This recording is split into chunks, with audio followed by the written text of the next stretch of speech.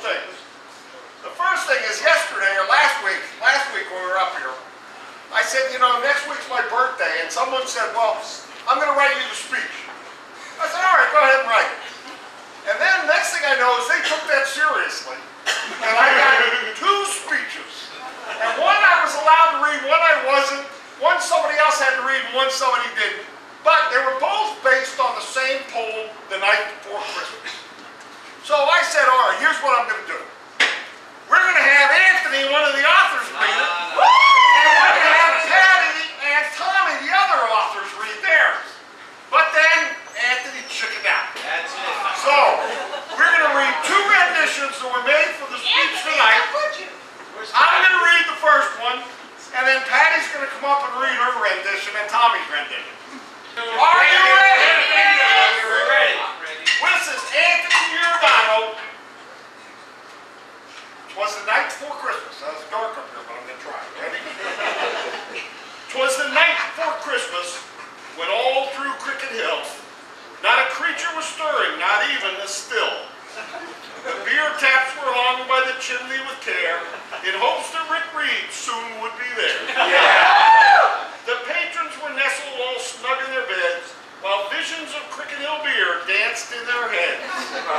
And Patty in her kerchief and I in my top hat had just settled down for some sex and a nap. When out at the brewery there arose such a clatter, I sprang off of Patty to see what was the matter.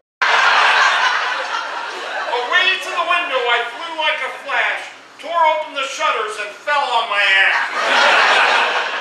When what to my wondering eyes should appear but a miniature sleigh and 8 different beer. With a little old driver so lively and quick, I knew in a moment it must be drunk Saint Nick.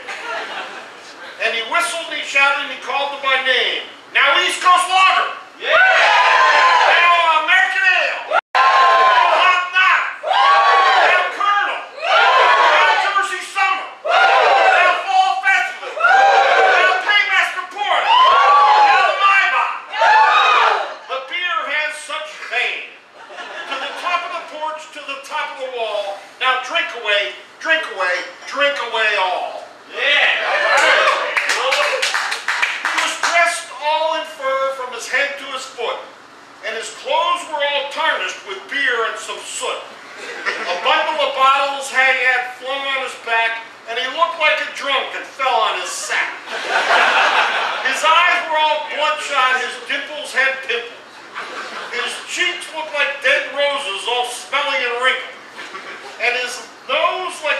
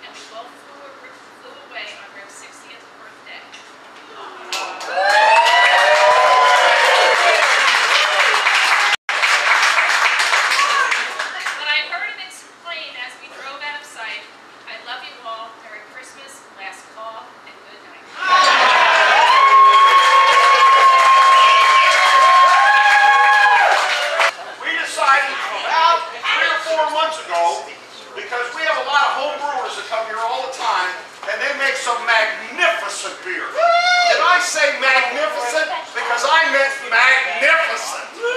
So we said, here's what we're going to do, because we're always trying to figure out what's our next beer going to be. So we said we are going to have a home brew contest, and we're going to have everybody come in with their home brews, and whoever wins, that beer will become our next reserve series, named after the guy and brewed by the winner. The second and third and fourth place would actually be the small batch beers, brew 15 barrels of them, and that these will be released as the winner of the home brewing contest, brewed by them at Cricket Hill and under the Cricket Hill name. So lo and behold, I said, okay, what are we going to get? How many beers? 33 entrants. Wow. And you can imagine my smile when I had to sit down and taste them all. And first of all, you have to know I'm a terrible taster. If it's got alcohol in it, I like it. So. And if it has other flavors, that's nice too. So I didn't play a big part in the tasting, but it was done very scientifically.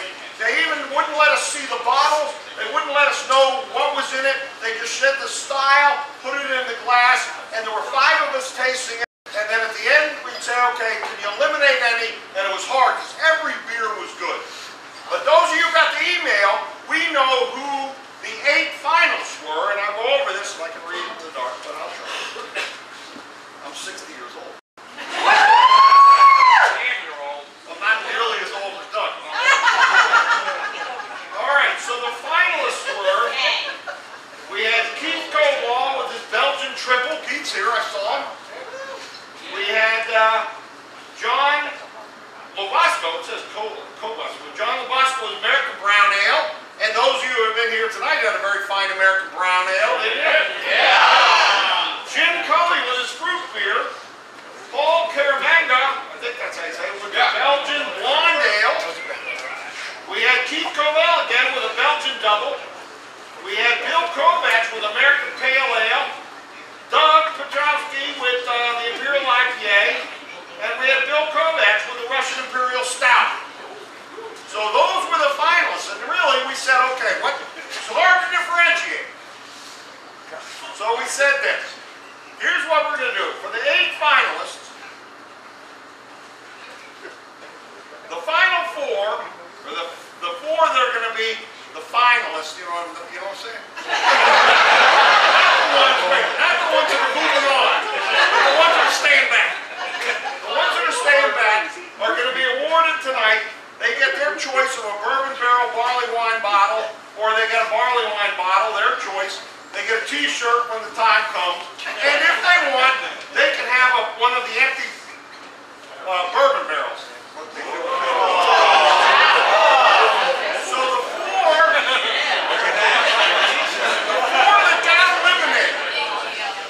the 4 that got eliminated, and it has nothing to do with the quality of the beer, but the 4 that got eliminated were Keith Coble in the Belgian triple, John Lobosco in his brown ale, Jim Cully the fruit beer, and Paul Caramanga in his Belgian blonde ale. Which means the 4 moved on. And these are the 4 that are going to become the small batch beer, and one of them is going to be our reserve series in 2011. We actually had a first place and we had a tie for second. That's why everybody's going to get a beer made out of this. In tie for second place, Keith Coble and his Belgian double. Tie for second place, Bill Kovacs and his American Pale Ale.